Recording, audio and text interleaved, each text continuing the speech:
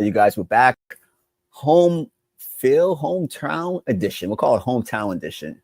Sean, Javon, Mass, Maryland. What's going on, Javon? And when we go home, it's funny because it's our best podcast, but it's our worst production quality. Because I can't bring all my lighting with me. I can't bring my mic. I'm rocking with the AirPod and the daggone basement window.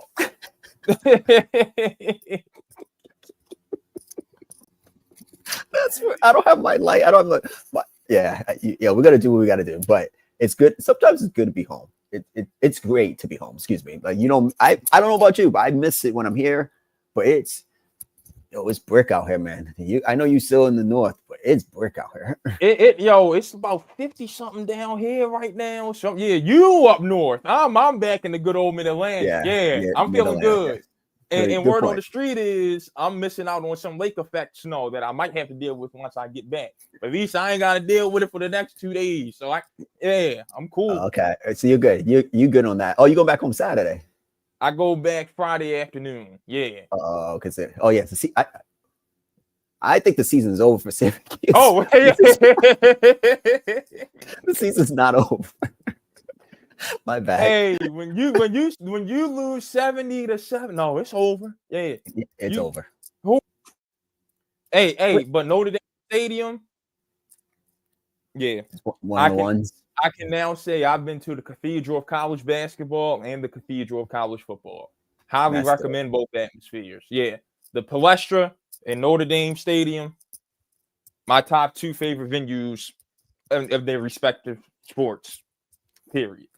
I have to go. When you were texting, you were like, "Oh, the game, blah blah blah." But I was thinking after, I was like, "That stadium, from the way it looks online, same with Cameron Indoor Stadium. I want to go there one day, just because the way the presentation is on TV." So I'm like, but when you said it, I was like, it had that feeling, and it just looks like it's one of those ones like you have to go. I'm gonna tell you what. When we first started this podcast, I was one of the biggest Notre Dame haters out there. I respect their fan base. And I'm going to tell you why. That game was 70-0, Syracuse's last possession. And them fans were still there, still loud and cheering their butts off. They wanted the shutout. I said, You know what?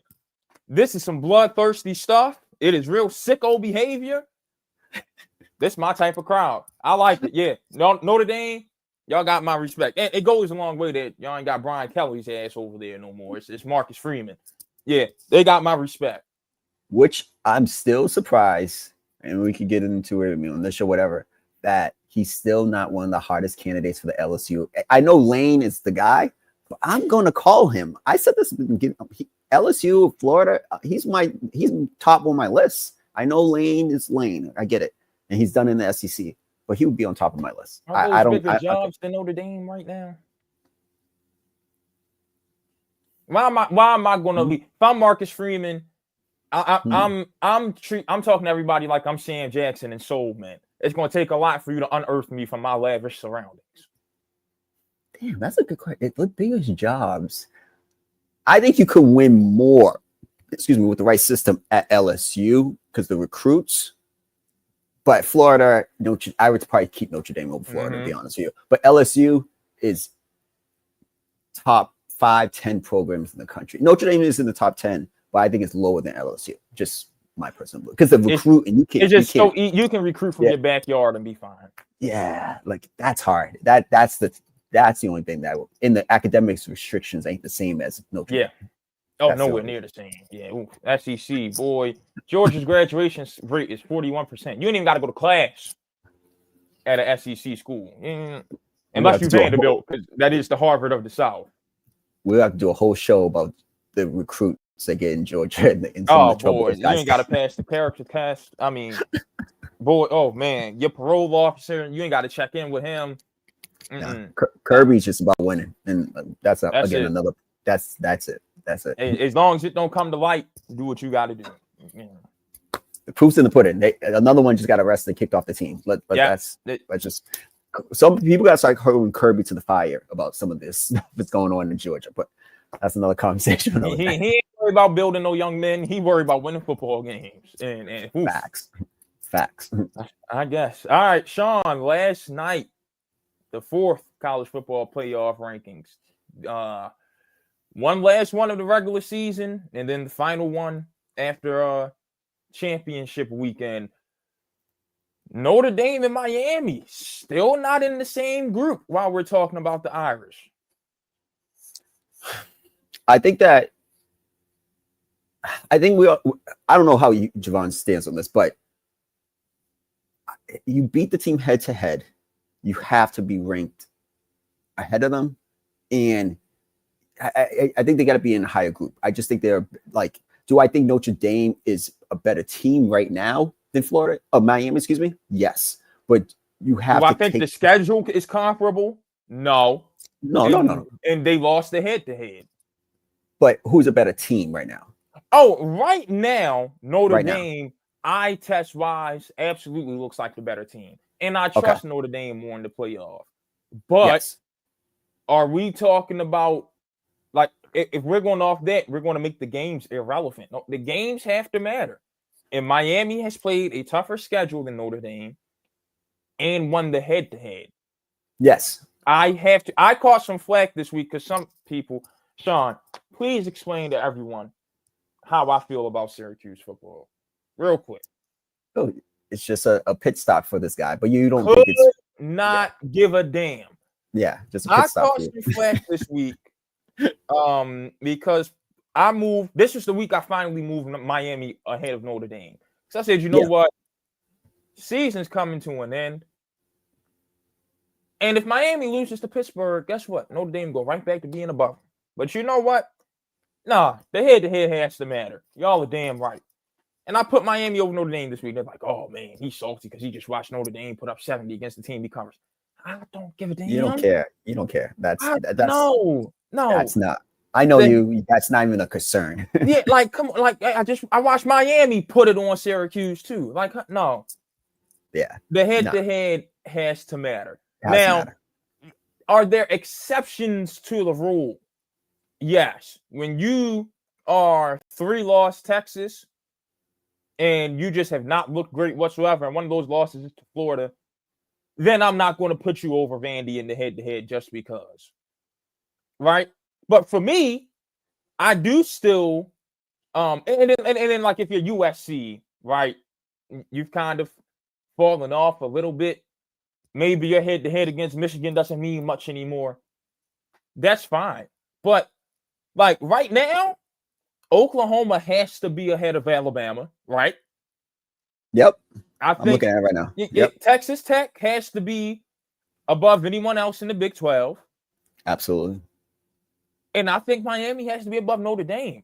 And then outside of head-to-head, there is one more, because again, like I don't know if USC over Michigan holds as much weight right now. Maybe if they had been in a closer game against Oregon, I'd put the Trojans ahead of the Wolverines. But there is one more, and it's got nothing to do with head-to-head. The schedule has to matter. Yeah, I can't have Oregon over Ole Miss right now. I know it's only one slot. I know. I got to have Ole Miss over Oregon. And I got another damn landing rant for you. You talking about the SEC. We all know what they do in week 13. They play Mercer. They play Eastern Illinois. I'd rather if they played Troy and Auburn, not Auburn, Troy and UAB and Jacksonville State in those schools week 13. Absolutely. But we know what they do. They play bye games in week 13 so they can be fully healthy and ready to go for rivalry week. I'd rather have that than BS to start the season, to be honest with you. And he is crapping on them and doing the shuck and jive, tap and dance for the Big Ten. Sean, where did Dan Lanning get his start? Pac-12. No, at Georgia. He got his start as a GA in the SEC. Yeah, you wasn't saying nothing about that scheduling stuff then. Man, yo, Jed Fish. Yeah. Please, Jed Fish in Washington. Beat Oregon this weekend. I do not like that dude whatsoever. I'm a Dan Lanning hater. UW, please win. What are you saying? Y'all didn't even play anyone this year, Oregon. You didn't play anyone. You didn't play anyone last year. What do you, man? I can't stand this dude. And when you finally did, oh boy, Ohio State, bust that ass. I can't stand that dude, man. No, whoa. They did play Ohio State and they played Indiana this year, right? Hold on. Last year, I take it back. Ohio State was the only game that actually they played somebody. Yep. And they then, won. You know, I don't trust Penn State in any big game, so that Big Ten championship game means nothing. So they played one game last year, and who have they played this year? Indiana and lost. This back-to-back years, you've only played one team in the regular season. So stop. Which is weird to me. Why haven't they played Michigan yet? The conferences are too big, bro. Yeah. Ridiculous. Again, like I said, it should not be more than 14 teams in any one conference. Period. Makes no sense. So a few things. I will have to say this about the committee: they're being consistent with the whole not really taking the head-to-head. I like consistency in anything. So if they put in USC behind Michigan or Notre Dame ahead of Miami, they're saying, hey, this is where we're at now. I have to say this too. All those things have to factor scheduling, how they're playing currently, and also strength of schedule.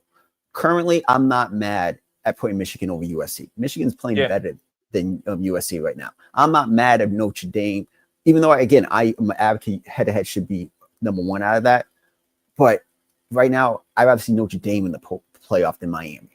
That's just me being real. That's just being real. Again, I get the thing, but at least one thing about the community being consistent in this. So if Michigan or Notre Dame make the CFP, I'm not too mad about it over a USC or a Miami team who I don't think are better than those two teams currently.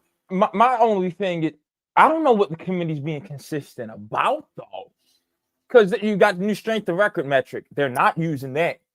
Because Oregon wouldn't be 6 over Ole Miss or Oklahoma or Bama right now.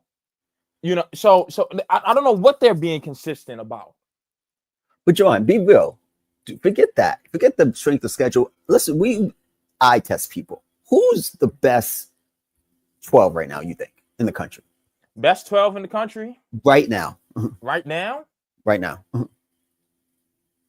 I think the top 12 that they have are the best 12. And this is where I got to go at Mario Cristobal because I don't want anybody to think I'm letting Miami off the hook. Hey, stop crumbling. Take care of business in conference play. The ACC is weak. Weak sauce. My point exactly. The only reason SMU and Pitt are ranked is because the rest of the country is weak. Because these conferences have gotten so big that no one can stand out and impress you. Yeah. And, you had injuries all over the place, too. Notre Dame's lost Raiola. Penn State didn't get injured. They just aren't what we expect them to be. Well, Drew Allen got hurt. LSU's not what we expect them to be. Nussmeier got hurt. Bo Prabula got hurt at Missouri. You know what I'm saying? Weird year around the country. But the ACC is not good. Go win the league. Go dominate the conference. Why is SMU about to make back-to-back ACC championship games in its first 2 years in the conference? When's the last time Miami's been to Charlotte? Javon, at the end of the day, Miami has to look themselves in the mirror this year and last year if they don't make the CFP. Because in a weak SEC, like you said, they should be the cream of the crop. And each year, they were able to control their own destiny. And then you lose. And fumbled it. Yeah. So at the end of the day, that has to matter. It's like you're in a weak conference. I get it. Notre Dame's not in a conference, which they should be, but that's another conversation for another day. And they haven't played. They did play. Didn't they play Miami first? And who was the second team? A&M. A&M is a top 5 team in the country. Well, that's it. They played those two and cupcakes USC recently. Yeah. And then that's it. Their fourth best game is Boise State. But in both of those games, were they dominated or were they could have won? Miami, they were. That scoreboard, the scoreboard does not tell the story of that game. I watched all 4 quarters of that game, Sean. Notre Dame got some prevent touchdowns. Yeah. But A&M, good game. Great game. And then they've been rolling ever since. shout out to Carr. Carr looks like he might be a future NFL prospect. He's improved. Shout out to consistently. Marcus Freeman for choosing the true freshman over Steve Angeli. Tip my cap. Sometimes you Yeah. got to go with the true freshman. He looks like he will have potential to play in the NFL eventually, a couple years away. But I see the potential. I actually watched some of that Syracuse game, and I don't know why. again, just on I'm Saturday beyond- you just watch it. I'm actually shocked I was free to do the pod today. I thought I was going to be subpoenaed and have to testify about the assault that I saw. That was bad. That was like and my boss made me change my headline. I had my game story headline was going to be Syracuse, a casualty of war, suffers versus loss since 1890s. And they were a casualty of war because Notre Dame and Miami are at war right now. Notre Dame has to one-up Miami in every category to stay as far away from the Hurricanes as possible. How do you do that? When you play somebody that Miami has played, you have to whoop them worse than Miami did. And that's exactly what they went out and did Saturday. So, yeah, I mean, make a statement. Make a statement. That makes sense. But I do agree with you on one last point on this. The top 12 teams, I'm not mad at. I think Michigan. Do I see Ohio State running the table? I do not. So if I'm Ohio State, and I know it sounds crazy, I'd rather lose again to Michigan. You'd rather lose the game. Yeah, hey, you didn't want an Natty off of losing the game. I'd rather because the thing is, because they would have to go 15-0, something like that this year, because they're going to play in the Big Ten championship game most likely. They got 2 weeks. They can lose. They can win this rivalry game and lose it. They call it but I just don't see. If they win this game, I don't think they lose. And they're going to be. You ain't going to be able to tell them nothing. Like, oh man, we won the Natty last year. We dominated everybody this year except Texas, and that's because that was Saints' first game. Had to get them acclimated. We done got the monkey off our backs of beating the Wolverines, or that team up north, as they call them. Excuse me. Yep. You ain't gonna be able to tell them nothing. I think the rest of the country is gonna lose sleep if Saturday comes. You check your phone at 3:30 and you see the Buckeyes have won. Who would they play in the Indiana? Indiana. Ooh, that'll be a great.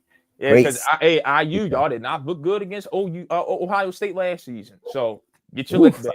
That would be a great game. Great game. Yeah. But yeah, let's see how it goes. I got one last thing on this though. The ACC does need to end that little scheduling partnership with Notre Dame. Granted, they won't because it'll help their viewership when Notre Dame's on the road and those games get picked up by ESPN. Big part of the grant of rights. But I don't see what it's doing for you. I really don't. Because it's really just for Notre Dame to have a home in its other sports.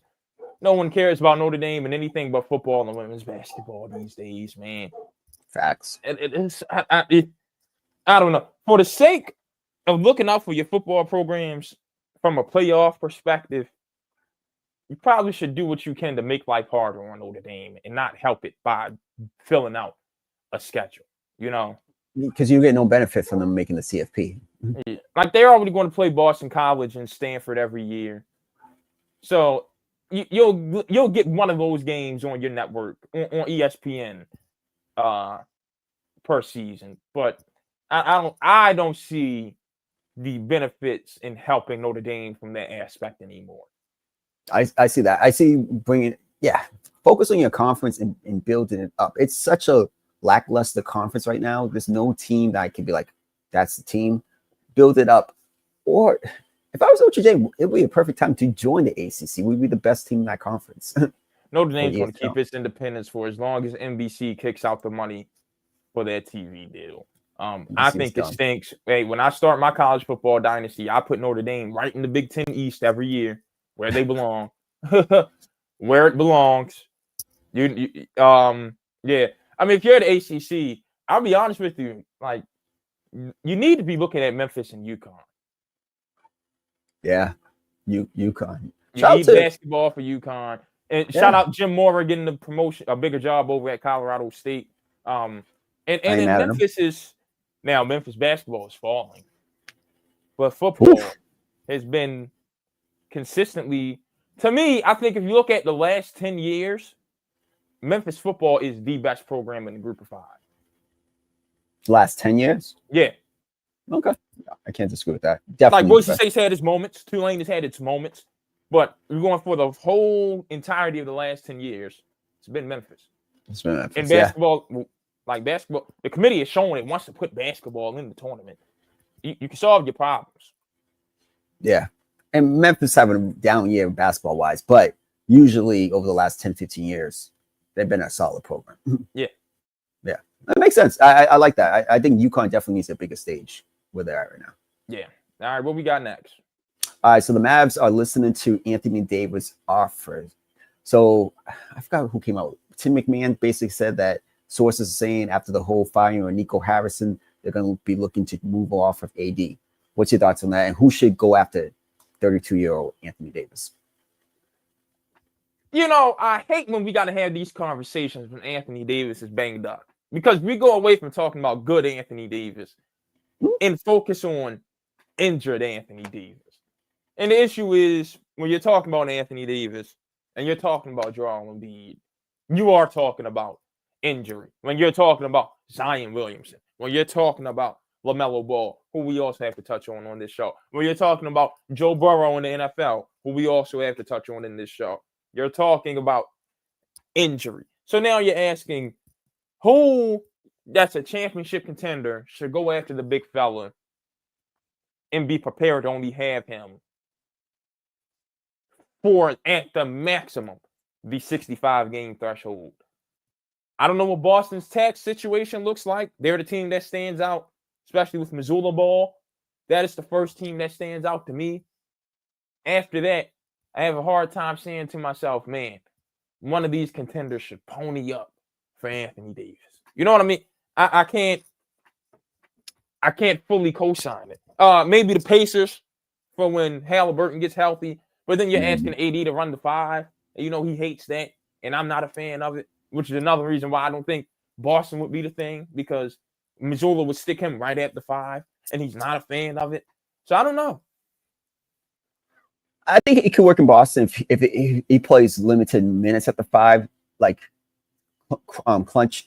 crunch time minutes, like how Al Horford did. Yeah, but they would need to get like some type of guy to play next to him. The team I actually like, maybe the Pistons. Yeah, I was gonna say, even though I think Detroit, if I had an opportunity to get AD or Lauri Markkanen, just based off the health reasons and your timeline, yeah, I would go with Markkanen because I think that might be a better approach. Even though if I'm Detroit, I have all these assets and I have a really young team. You gotta be very careful who's the next piece that you put next to Darren and can't kind of because that team's gonna be good for a while. I thought about the Atlanta Hawks, and this is the reason. First of all, they have a really good young team, and I'm thinking about moving off a trade. I think, especially if they get I'm doing it. I'm doing it. They're going to get a top 5. They should get a top 8 pick in this draft because of the Pelicans pick, right? So you have that asset. I'm not trading that, but I'm thinking, how do we transition? And I can now, if I do that, right, I can go ahead and grab Darren Peterson. Yeah. And put him next to Dyson Daniels. And have a backcourt. Yeah. And then you have back, and then KP is a free agent. So if he doesn't sign, you put Anthony Davis at the 5. Again, I understand. This is not the only thing is educate me on this. This is not the old NBA where you're playing traditional 5s. You might face Embiid, who's never playing, Jokic. I can't co-sign it. If you're going over who the starting centers are in this league right now, we'll just since we're talking about Eastern Conference teams, let's go right down the standings in the East. Detroit, you got to bang with Jalen Duren. Yep. Toronto, Jakob Poeltl ain't sweet down there. Miami, you got a front court duo of Bam Adebayo and Khalil Ware. Cleveland, you got a front court duo of Evan Mobley and Jared Allen. Although I'd consider, if I'm Cleveland, Anthony Davis. Just saying. The Knicks, you're dealing with a front court duo of Karl Towns and Mitchell Robinson. Atlanta, Porzingis and Okongwu. Orlando, Banchero and Carter. Chicago's got nothing. Philly's got nothing because Embiid can't stay healthy. Boston's got nothing. Milwaukee, you're dealing with a 3-man rotation, Tom Thibodeau Bulls style with Portis, Turner, and Giannis. Charlotte is Kalkbrenner now. Brooklyn's Claxton now. Indiana's nothing. Washington's Alex Sarr now. So you're still dealing with centers. Now, and Sarr's probably not the brute. So you can deal with the Sarr 5 against Alex Sarr. But like it ain't like it's sweet down there. Like you still got to be ready to bruise. There might not be scorers at the 5, but you still got to be ready to bang with some cats. Okay, then I'll take the Hawks out of it. And I don't really.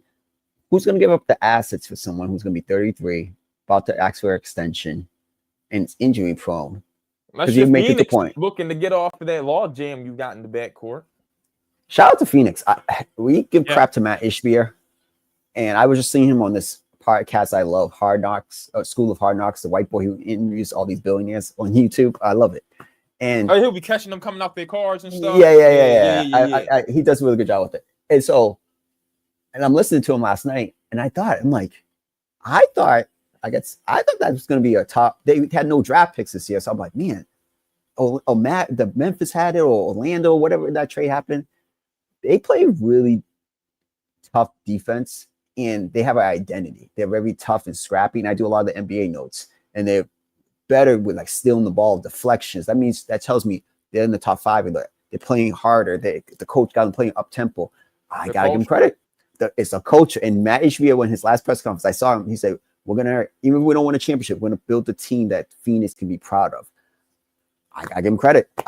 They're better than D-Book. Looks like an all NBA player again.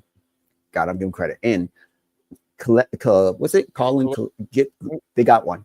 They got. I don't know what his role is gonna be, but he can play. What in Phoenix? Yeah, he should be a point guard. Yeah, that's one guard, easy. Yeah.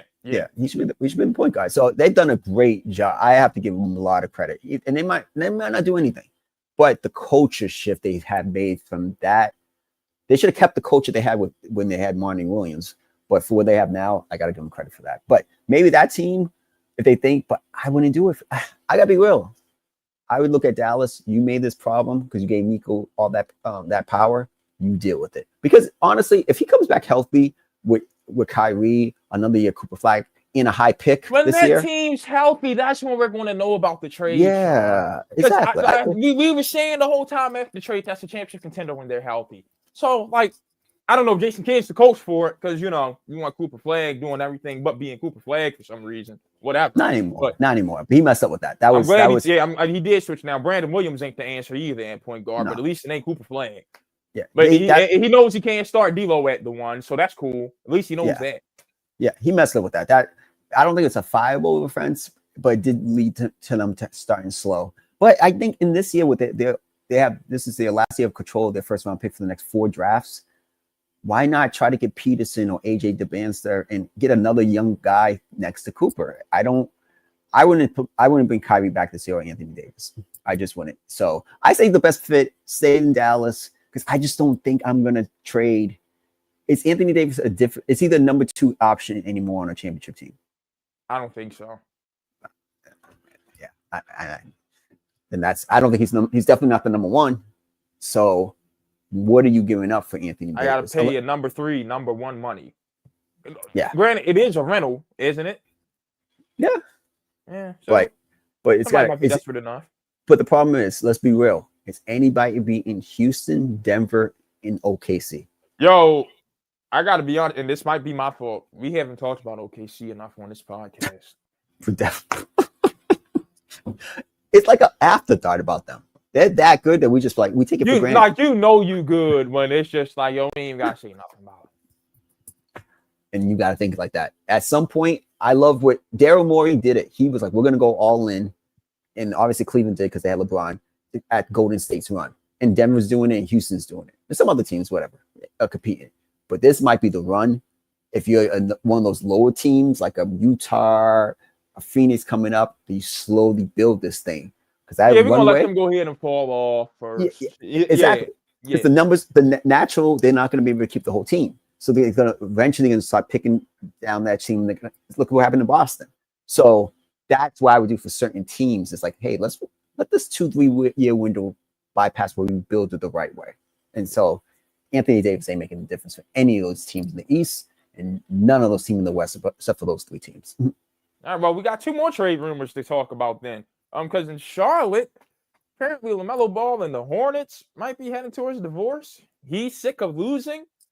LaMelo Ball, the culture in Charlotte, Mr. 42% from the field himself, sick of losing. I couldn't take that report seriously, Sean. How can I keep it real?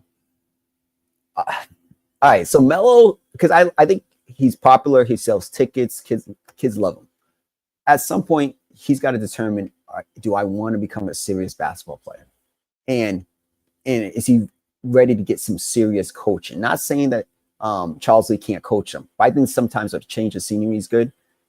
That's the key for me. It's on him to be like, hey, I want to take my game to another level. I don't want to just be the fancy guy that kids love. I want to be a winning basketball player. It's all on him. And if I'm Charlotte, I'm ready to move on from him. Like, I gotta be honest, because what has it gotten you? This year is a great draft. Again, you got one with Colin Kneppel. He can play. All that Klay Thompson stuff, I was like, I don't see it. I see him playing in the NBA. I see top 5 in threes right now and efficient.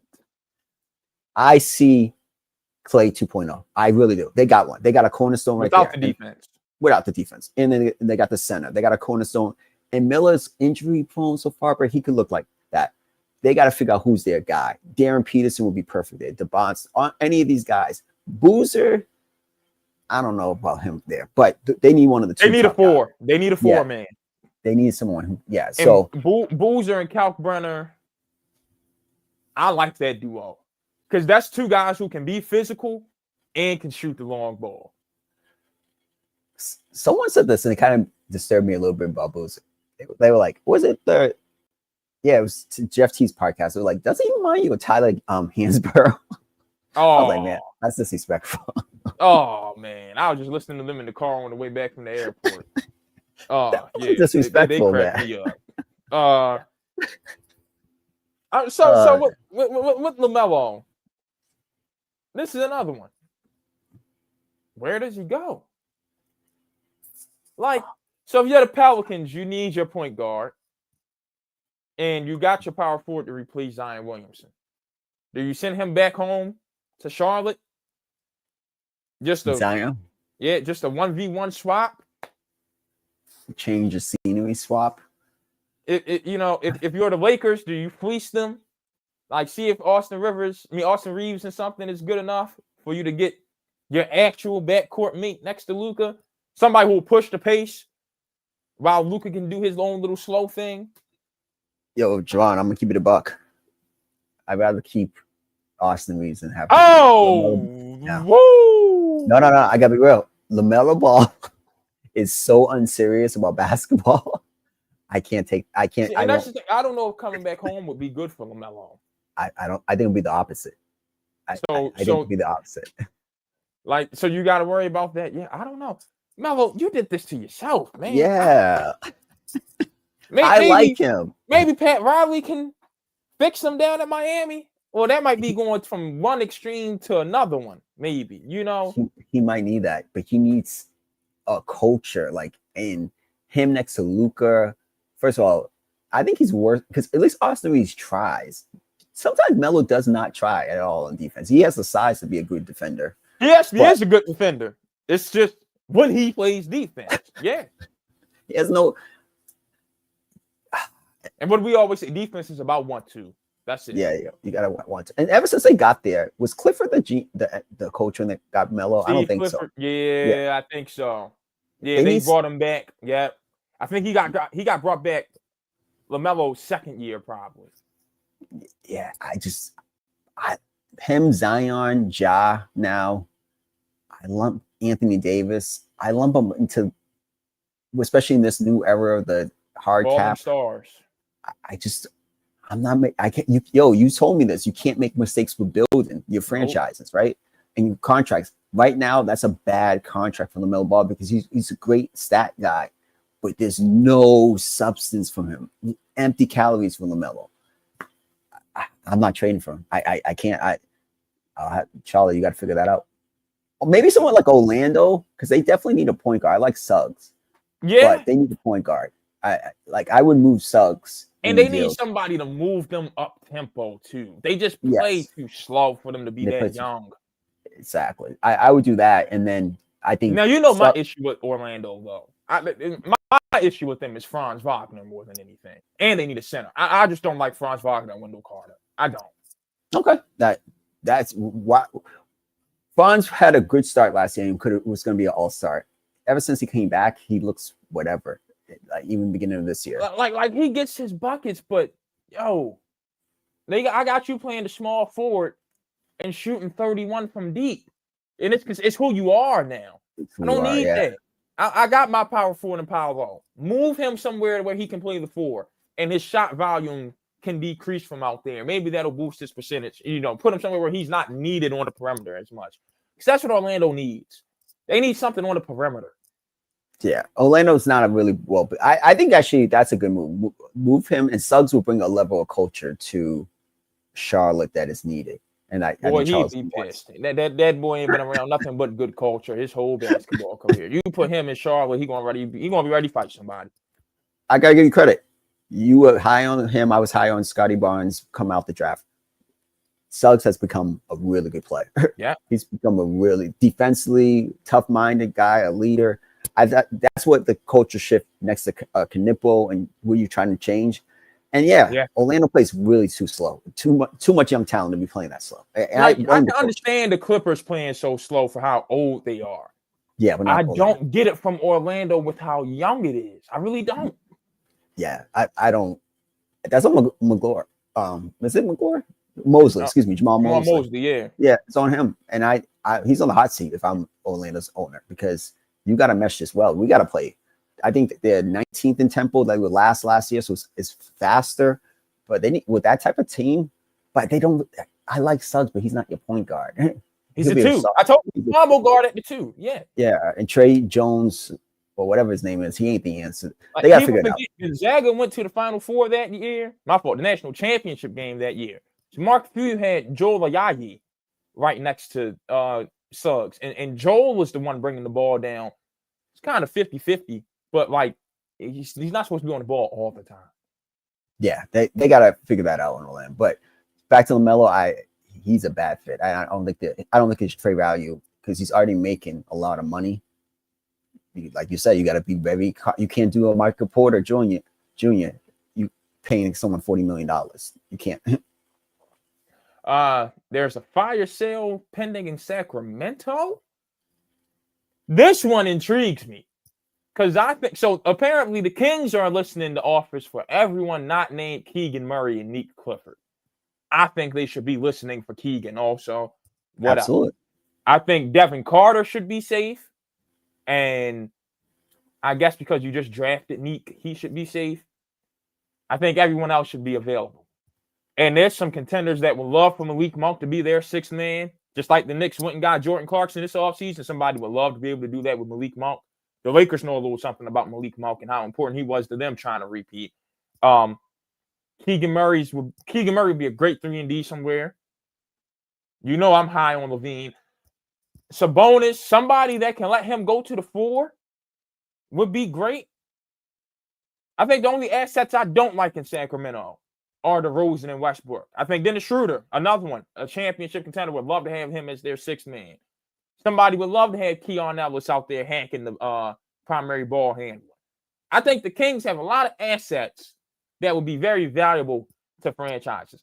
If their front office does this right, it can walk away with a great, strong foundation for the future.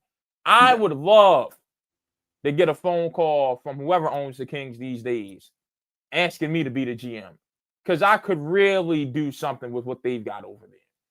But this all starts with firing Mike Brown for no reason. The guy ends your playoff drought. He's got the boys rolling. He's unlocked De'Aaron Fox. He's unlocked Domantas Sabonis. He's unlocked Keegan Murray. He has another winning season, despite some injuries. And then you fire him not even all the way into last season. I mean, I don't think the Christmas gifts had been broken in by the time he got fired. There are just some organizations in sports that will never be able to get out of their own way. I think of the Cleveland Browns when you've got Stefanski hating on Shedeur Sanders. I mean, Shedeur is the first quarterback to win his start for the Browns. His first start, his debut for the Browns since 1995. And he got 2 words out of Stefanski in the post-game speech. The Browns will never get out of their way. The Bengals, you had something going. And then instead of realizing your defense being so opportunistic in the playoffs in 2022 is what got you to the Super Bowl, you just say, the hell with the defense. And now you can't even sniff the playoffs. And then that's just where the Kings are in the NBA. Every time they've got something good, they know how to mess it up. So, I don't trust them to do this the right way, but boy, do they have the pieces to walk out of this like a fat rat. I would say this. I agree with everything you said. So I'm not going to double down on what you said. There needs to be a sale of the team. Because and a sale and a relocation to Vegas. Absolutely. Because who's the owner? I don't even know how to say his last name. I don't know who it is. He's irrelevant. But what they've done to that team in 2 years, 2.5 years, it's a disgrace to basketball. They do have assets. Sabonis, Ellis. I like Murray on the right team. I think it'd be perfect in like a San Antonio, but I'm not saying that. I'm just using that as an example. But the rest of the guys, you like Levine. I've never been a Levine guy. I don't know what assets he will bring back. I'm not giving a first round pick for Zach LaVine to be the third option on my team. Like, what does he do besides shoot the basketball of value? If I'm a team that's a perimeter scorer away from a championship, I will burn a first on Zach LaVine. I don't know. I don't know what's the hate with LaVine. Defends, can handle the ball. Defense? Very efficient from all 3 levels. Yes. Defense? Yes. You ain't been watching LaVine, bro. You ain't been watching him. Last year, he started guarding the best perimeter player for the Kings. Yo, I gotta call you on that. He got traded. Who else besides Ellis plays defense on that team? Murray plays defense. Ellis plays defense. DeRozan doesn't play defense anymore. Murray plays defense? He tried. Murray plays defense. The issue is, Sean, they keep putting him at the power forward, and he's got to guard those guys, and it looks like he's not doing anything. That's the issue. But when he's at the 3, guarding perimeter guys, Keegan Murray plays defense. My thing is, I don't want. You know what shocks me about you though? What? Your bar for defense is so high for someone who constantly reminds us that no defense gets played in this NBA also. Now, I'm the same way, but I think sometimes your bar gets just a little bit higher than mine. The only thing is this. I got to be 100%. In this NBA too, I will have to say this. For example, what's the white boy from Houston? Reed Shepherd. He couldn't guard anyone in a one-on-one rec league. Like, you could roll past him. But the culture in Houston makes you have to play a level. And that's my thing. I think Zach LaVine goes to somebody like an Ime Udoka. Okay, then we can have a conversation off that. That's he when admitted it himself. Remember the Olympics on the tour bus after they won gold. And KD was like, "Oh, I'm about to start." He said, "Hey, I used to play for Billy. I'm about to call Billy and tell him you play defense." Zach's like, "Chill, bro. No, don't do that. Don't do like no. You just got to be somewhere where somebody going to force him to, and he can actually do it." Then I hate that about today's NBA, but it's the world we live in. I can't fight every battle. Look what's going on in Denver. They were a really bad defensive team last year. Really bad, like in the court. Then Adelman's come in and they brought some better pieces around, and Bruce Brown and Cameron Johnson. They're a top 5 defensive team, right? But it's also a culture there too. So I agree with you 100%. But then these guys, Murray, LaVine, the guys I'm borderline on, they got to go to the right culture, because you can't bring them to, like, they'll be good in Indiana. There's a culture there. Like, you know what I'm saying? Like, in this NBA, fit matters to me defensively before individual, because a lot of these guys, they're playing too much space that you can't. You can't stay for somebody but for so long. exactly. Even the best defenders. OKC is an anomaly because they have really high defense, but it's also the culture they have. You have to sacrifice a few. And this is something my dad taught me when I was a kid. He's like, so my dad's a Bulls fan. Grew up in the 90s era of Chicago, boom, boom, never left the Bulls, right? So this is at the time where this is the D Rose, Luol Deng, Carlos Boozer, Joakim Noah team. Couldn't score. And he used to always talk, hey, but they used to cause problems for everybody in the East. If D Rose didn't get hurt. Yeah, defensively, okay. I got to say this. I don't like D Rose fans because I don't like how they swear he'd have been the best point guard of all time had he not gotten hurt. I think that's a hunk of garbage. Big hunk of garbage. I do think, however, the Bulls could have got a championship if D Rose didn't get hurt. Different conversation for a different day. Pops used to always say, look at Luol Deng. Because he sacrificed years of his career of foul trouble to the point that refs had to accept that's just the type of defender he is. And now he can get away with it every night. That's where OKC is. We just don't have enough guys like that in the league anymore who will sacrifice 1 or 2 seasons of being in foul trouble every night to make the refs understand, hey, that's just the way they play defense. And stuff like that will actually lead to us getting back to defense in the NBA, but I ain't going to say nothing. Just watch the playoffs and it will show you. That's a good point. Actually, that's a great shout out to your pops with that. That's a great point. I never looked at it that way. Yeah, now it's got to get passed down from somewhere. No, yeah. And okay, that's a great point. But Caruso, a hack. Casey Wallace, a hack. Shea, be hacking. They let it slide. Why? Because they built so many years building themselves up as those types of defenders. I've seen that when I have to give Ime Udoka credit. I'm really high. I'm a big Ime Udoka fan. When he went to Boston and the way they played defense that 1 year he was in Boston. Drew Holiday. No, not my fault. He had Malcolm Brogdon hacking. Yeah. Marcus Smart. And Marcus Smart. They were very physical. I think Marcus Smart won defense player of the year that year. Yeah. They were very physical. Yeah. So I do think it's something like that. But yeah. And that's what Tatum learned how to rebound too. That Kings team has the ultimate chance to hit the reset button. But first of all, I'm calling Bob Myers and saying you could get ownership of the team and I'm dead serious. Or I'm calling, you're not a big Ujiri fan. I love Ujiri. I'm giving him full control. Scott Perry couldn't last in New York. Leon Rose, who was an agent, had to come in and do the job you were supposed to do. That's what I'm doing in Sacramento. All right. What's going on tomorrow night, Sean? All right, so that's why my boy Javon's wearing his purple do-rag. He's home. He's going to Baltimore, Cincinnati game, and Joe Burrow is coming back. The team is 3-8 and have a 1% chance by ESPN Analytics. I saw that this morning to make the postseason. Should he come back? Why is he coming back? Thoughts? So he never beats the Ravens. So I don't know why you bring him back for this one. And T. Higgins ain't playing. And Trey Hendrickson ain't playing. But I'll just be there and enjoy the win. I actually not plan to wear this do-rag. My black ones, I couldn't find the second one. The first one needs to be cleaned. So I just grabbed the first one I saw. And it just so happens that this will fit at M&T tomorrow if I choose to wear it. But yeah, man, the Bengals have to learn Joe Burrow cannot be your saving grace. Same issue with that Fran Brown in Syracuse has this year. Steve Angeli was the end-all be-all.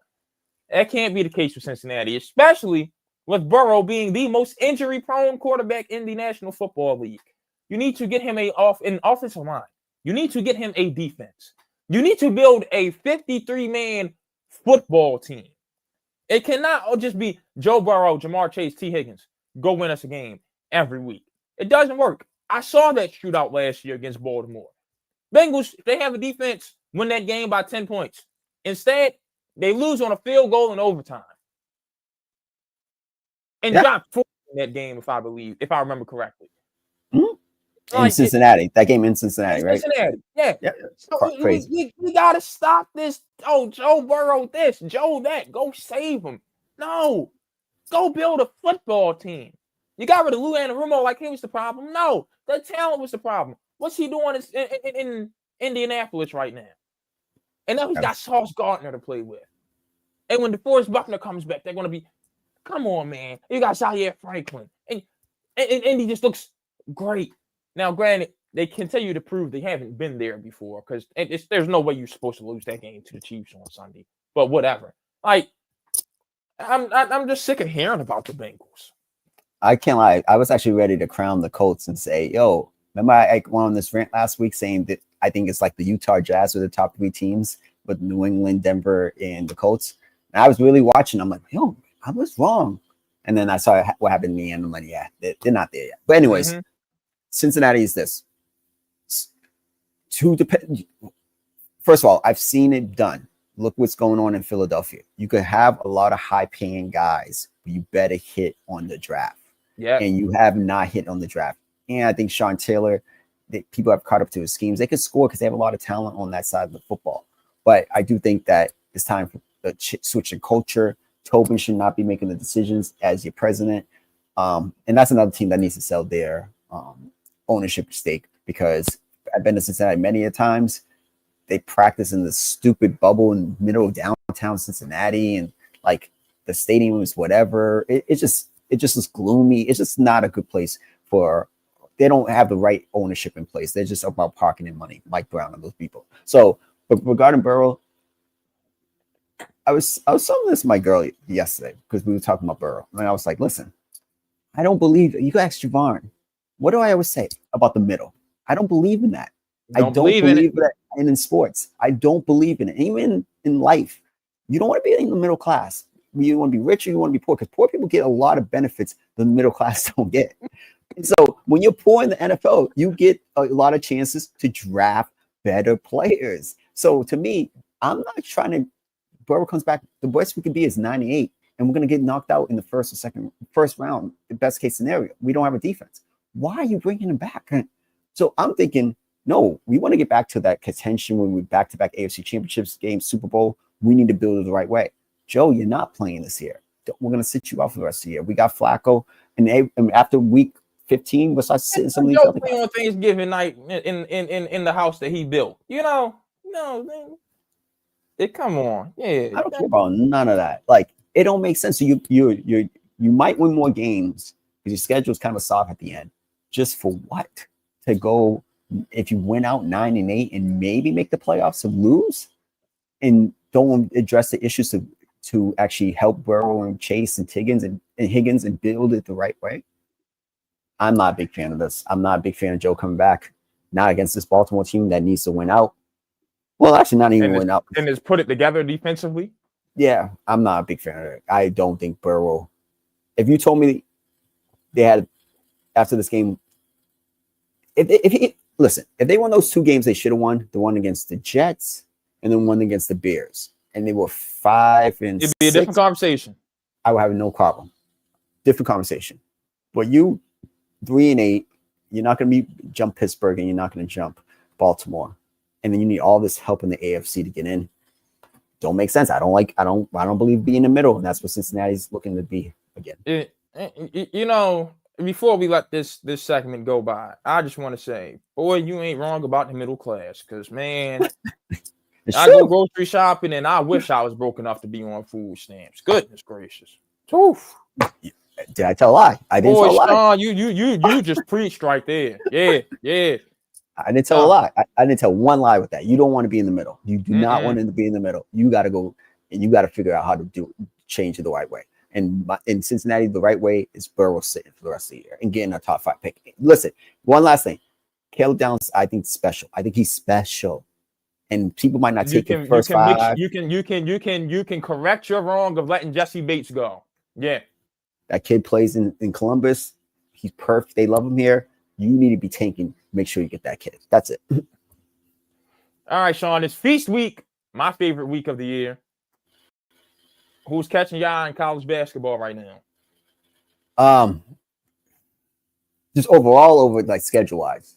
Overall, right now. Arizona might be the best team in the country.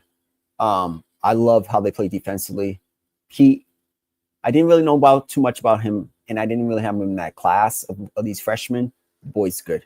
The boy is he can play in the league. I don't know if he's a tween. I hate that word tweener, but I don't know exactly where he fit in the league. Him and Boozer kind of have like this old back to the basket game a little bit too sometimes. So I don't know how it's going to fit in this NBA, but they'll figure it out at some point.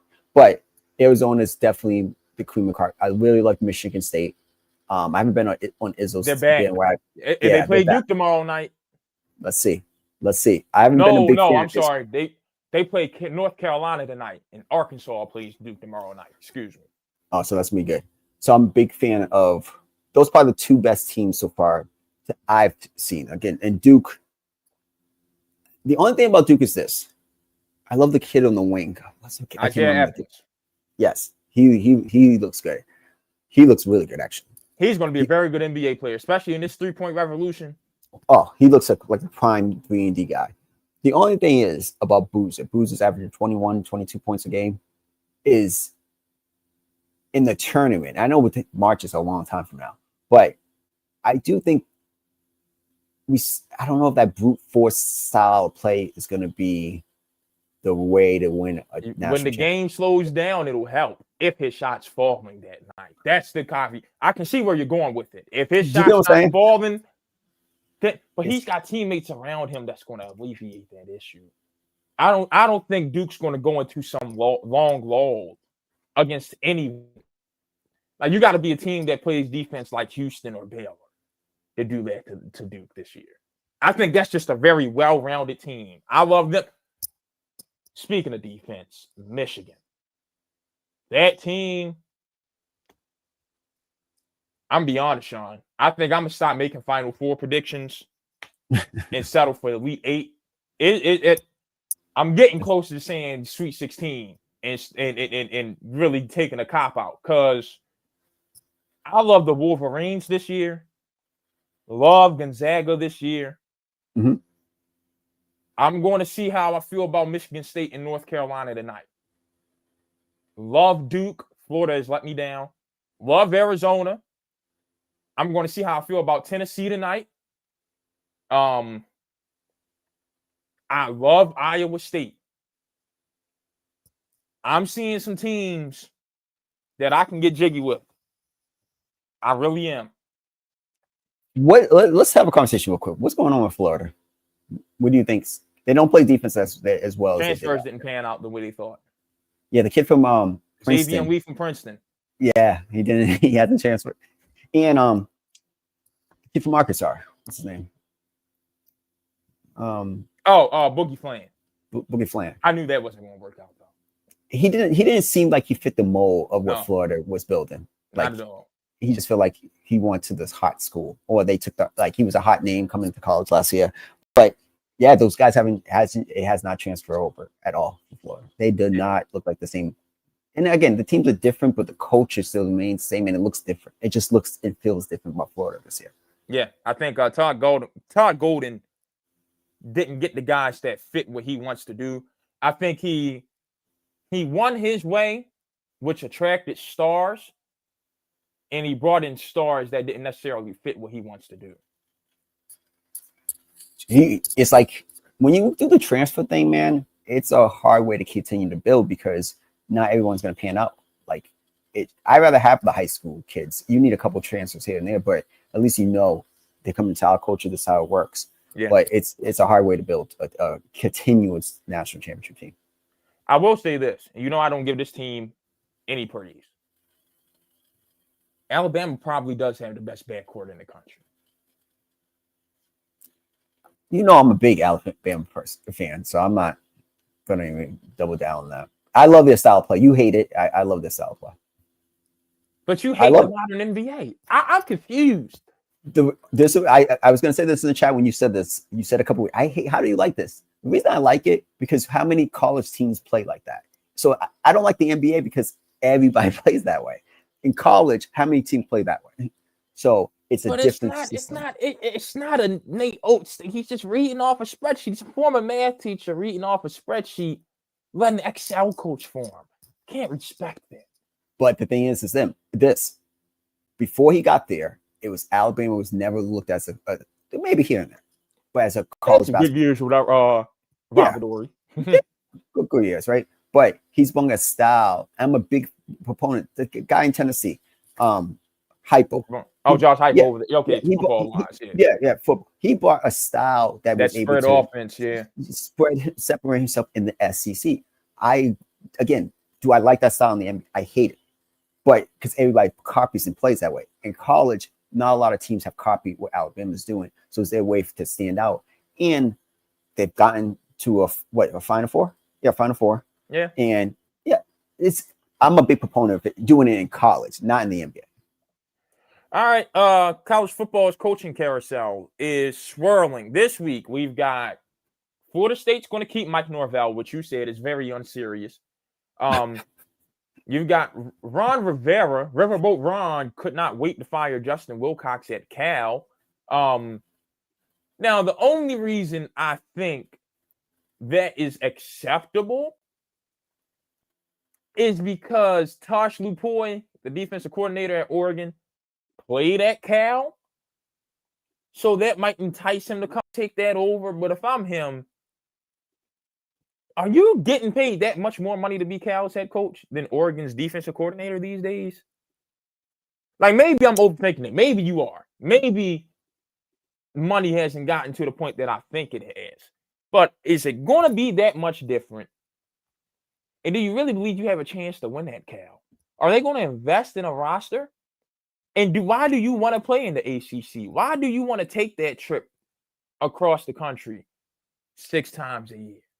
Not 6 times. They're going to 9, 4 or 5 times a year. You know, so I don't know how I feel about that one. Also, Oklahoma State brought Eric Morris home. Did a great job in North Texas this season.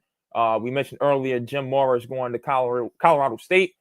And South Florida has an opening because Alex Golash, fresh off the presses, is going to Arkansas. I like that move. Golash going to Arkansas. I like that a lot.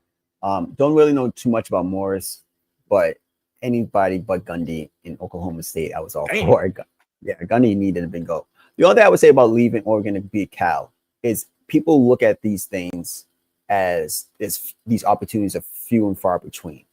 Yeah. But you do really bad. Some of these coaches know you get hired to get fired these days. Exactly. So I'm never mad at someone taking the opportunity. The only thing is, like, it's got to be realistic expectations when you take certain opportunities. Like, yeah. Goal is just Arkansas wants to compete in the SEC. There's no question about it. That's the goal. That's where it's going to be. They got to get some of that Tyson Chicken money into the football program then, and not just all the Cal apart. Absolutely. But what's the realistic expectation for a University of Cal program to compete? And you got to be real. I don't know what they are. Right now, 8 wins is good for Berkeley. 8 wins is phenomenal for Berkeley. I'm not mad at that. But and then you build it the right way. I would have probably stayed in Oregon just to keep the money flowing, and I don't have like. Well, he hasn't been hired yet. Oh, he hasn't been hired yet. He's just the number one candidate. He's number one candidate. Just the money wise, maybe in the lifestyle, and again, Oregon's still always going to be in the upper echelon of the Big Ten. Other opportunities going to come. It's just naturally going to come because you're always going to be in that light. But I get why people take the jobs because you can't let these opportunities go by. It just makes sense. Yeah. Interested to see what Golash does recruiting Arkansas. Because that is a very different region. Why isn't Jerry Jones? Why isn't Jerry very big in? It's always about Tyson Chicken, but Jerry's from Arkansas. He wanted last week and couldn't get him, and I haven't heard his name since. Got it. Yeah, we'll see what Golash can do. I mean, he played at Ohio State, coached there, did a little bit of time at Northern Illinois and Oklahoma State, and Toledo and Illinois, Iowa State. So he doesn't really have much experience in that area. So we'll see what he can do. That intrigues me. Mora, that's the new Pac-12. He couldn't cut it in the old Pac-12 at UCLA. So we'll see. And I think Morris is going to pan out at Oklahoma State. I really do. I am a fan of these alumni getting these jobs. And I would love for a guy like Brent Key to stay at Georgia Tech and a guy like Kenny Dillingham to stay at Arizona State. Keep these alumni home. Do you think that he's a candidate for Penn State? Who? Brent Key? I think that's probably Bob Chesney's job at this point. That's fine. I think that organization, like program should have gone big fish hunting, but whatever. Let's see. The Ravens are in first place. We're going to speed things up here to close out the show. Pittsburgh just can't get it done. Another 9-8 season incoming. Another blowout in the first round. Baltimore's going to keep rolling, win that division. I don't think any team on that schedule is guaranteed to beat them. I think they're going to beat New England. I think they'll have trouble with Green Bay, but I think they're going to beat Green Bay. And I think the only thing that's going to give them trouble is Micah Parsons bullying Rosengarten and Faalele. Really Faalele. Maybe they split with Pittsburgh again. Sure. They'll sweep Cincy like they always do. Yeah, I think they're going to go rolling into the playoffs. It's all setting up. Rams, Baltimore, my Super Bowl prediction is all setting up. Baltimore will have home field advantage over Buffalo, Kansas City, and I don't think those are two great teams. If you guys don't get it done, I probably won't ever pick you guys again. There you go. There you go. You'll learn your lesson. I can't. And one last thing I will say: the conversation needs to be had if Pittsburgh doesn't make the playoffs. Tomlin needs to go. It doesn't need to be had. It should have been had. He should have been gone years ago. Exactly. It's time. Keep going. Comeback Cowboys. Down 21. Sean, I was on a plane. I saw it when it was 21-7. It was the last time I got to see that game. I checked my phone. That's such a beautiful sight. I know. You text the chat. Cowboys got them out of there. Oh, happy day. Oh, boy, oh, boy, oh, boy. Because I think the Cowboys played better than them opening night. If it's not for that Boobie Sanders fumble, Cowboys win that game. The Eagles, man, that year they lost to Tampa Bay in the first round. It can happen again. It's setting up to happen. That team, more and more I hear the turmoil, the more I see them play. The defense is really good. That teammate's not going back to the Super Bowl. First of all, I think the Rams are going to go to the Super Bowl. They're going to have home field advantage. And I can see a team like, no one's sneaky good, the 49ers, because they're tough. Like a team like that, Tampa Bay. Purdy got to get his rhythm back, though.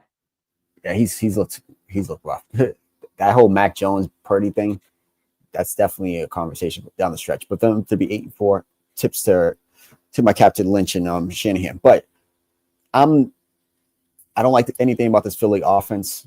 I don't like the vibe around the team. It looks like a team that I'll put money, the house on. They're not winning back-to-back Super Bowls. Definitely not winning back-to-back. I don't think they're going. They're not beating the Rams. They're not beating the Rams in the postseason. All right. Speaking of Philly, Chip Kelly, highest paid coordinator in football, fired because that offense in Vegas was putrid. Be honest with you, Sean. I don't need to see Chip Kelly in the NFL again. Just go be an offense coordinator somewhere in college and keep it that way. If I was Chip, I'd be sick. I'm like, man, I left Ohio State for this. And I'm not getting my job back because Hartline's not going anywhere. Yeah. Well, I thought he could have been a high candidate in that Penn State job, but whatever. I don't. Honestly, it's going to be a real conversation, too, about Mark Davis and what he's done to that organization, too. Oh, I said it last year. Hell, rolling over in his grave. Yeah. Mark Davis, Jeannie Buss, terrible. Yeah, Mark Davis has been horrible. The organization, Pete.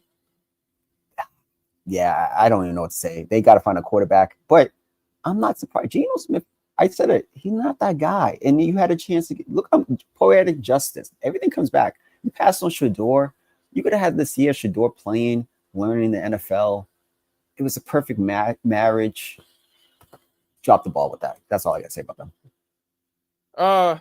Who's winning the NFC South? I want to say who cares, but damn. No, I saw this article. I was just reading it before we got the show. The Buccaneers, when they're healthy, they're a Super Bowl contender and they have a top 10 roster in the NFL. I completely agree. But it seems like this is the trend, and they have a weak schedule at the end of the year, and they get into the postseason, might win a game. At some point, what's the expectation? They should be conference championship, Super Bowl contenders. They're better if they're healthy, and also I could see them beating in Philadelphia, but I just don't know. Baker's hurt. It's their division. Panthers are not. Monday night show me they're still maybe a year away, but much improved like I thought they were going to be. All right. You got anything for this weekend? No, that's all you. I don't have much. I can just tell you this. I like Vandy to beat Tennessee, and I like Navy to beat Memphis. And I like Texas A&M to win the Lone Star Showdown. They're going to go into Austin and beat Texas. Woo! Yeah. So shout out to my boy Arch. They played good last week. I'm just playing. I know. Didn't play. Those are my three. And I'm real intrigued by that Miami and Pittsburgh game, man. Really. Pitt, last time you were at 12 o'clock on ABC, you let Notre Dame roll in there and whoop your ass. I'm looking for a better fight this week. I would be surprised if Miami. I'm not a big Miami guy on this year. I just Carson.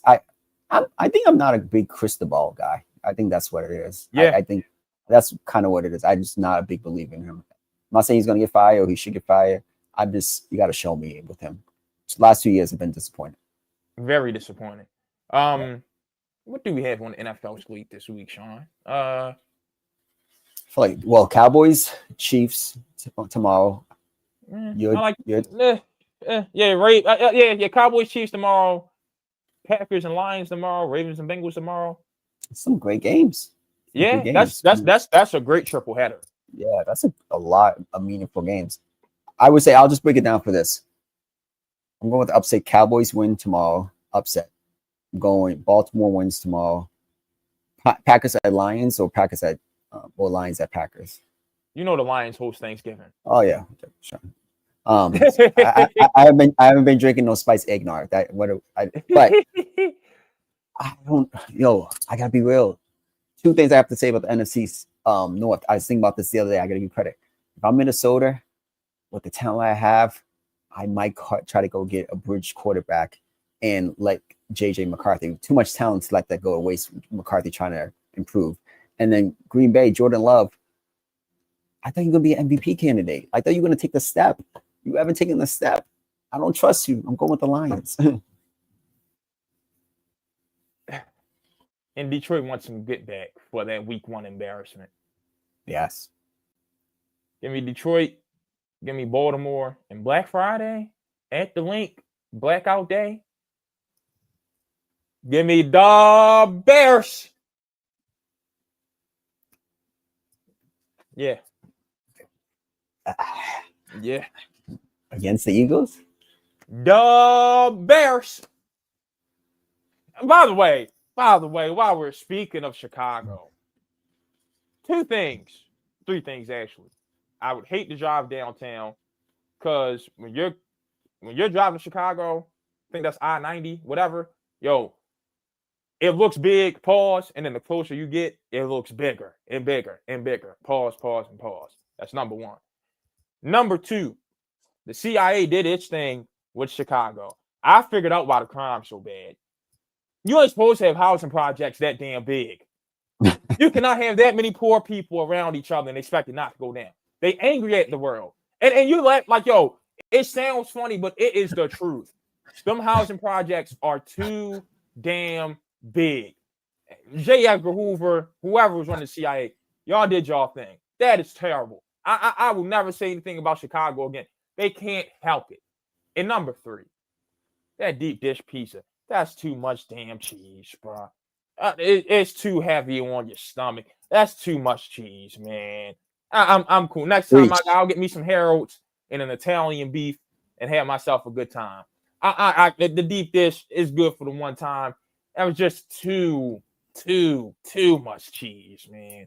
I'll take my good old Baltimore pizza that the Greeks and the Italians make. We got a good Mediterranean community down here that makes a damn good pizza.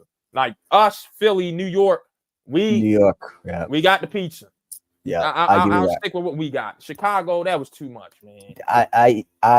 when I went to Chicago with my girl 3 years ago, first time there, and everybody was like, they gave me a list, Giordano's or whatever we went downtown. Giordano's, yeah, that's where I went. Well, Giordano's. That pizza's pause. It's too. It's like 3 bricks of mozzarella, man. That's too much. Nah, I thought we think the exact same way. I'm like, this is what they're talking about. This is it. And the flavor wasn't bad. No. It's too much. I'll take Detroit deep dish over Chicago deep dish any day. Yeah, I was not. It's like, I'm gonna be real. Maybe where I want in Philadelphia, because I know I've been there 3 times and I hate every time I went. So it's a bad statement I'm gonna make. But the Philly cheesesteaks are overrated to me, just because. Where did you go? I can't remember. That's what I'm saying. Like, you gotta put me on. Do not go to Pat's and Geno's.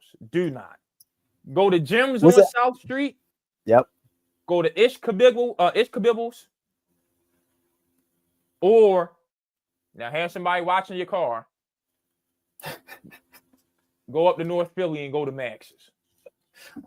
Sean, Max's had that cheesesteak so damn big. I got that because I'll never forget. I was putting the white boys on the boxing. Yeah, I'm like, yeah, we're gonna go to Max's. We're gonna get the cheesesteaks. We're gonna go back to the crib, and I'm gonna put y'all on the boxing. It was the Tank versus Ryan Garcia fight, and that cheesesteak was so big. I said, you know what? I ain't gonna be a glutton. I'm gonna save the other half for tomorrow. I couldn't. That thing tastes so good, Sean. I couldn't put it down. Yeah, man. I felt like Pookie in New Jack City when he couldn't put the pipe down, man. Classic movie. I love that movie. Max's, yeah. Jim's, all right, so I have to go back. Kabibbles. Okay, next time I go back, I hit you to remind me. And D'Alessandro's is pretty good too. And if you want a good pizza in Philly, stay in South Philly and go to Angelo's. That's a damn good pizza. All right. So maybe me and you gotta link up. So now me and you gotta link up in Philly and in Chicago. There we go. I'm gonna get you right in Philly. I got it. All right, next time. Yeah, definitely there. And definitely in Chicago. South Bend for Notre Dame. We gotta get to a Notre Dame game. So we gotta get to a Notre Dame game, and I gotta show you around Philly. Absolutely. You gotta put me on to that. 100%. All right. I'm gonna let you get out of here because you got errands to run. And I unexpectedly, black people, I unexpectedly have to cook tomorrow. So guess what? I had errands to run today. Oh, goodness gracious. We're gonna let y'all go enjoy your Thanksgiving. Don't be acting the fool on Black Friday. And wait till Cyber Monday if you ain't got no damn sense. We'll see you. Wow.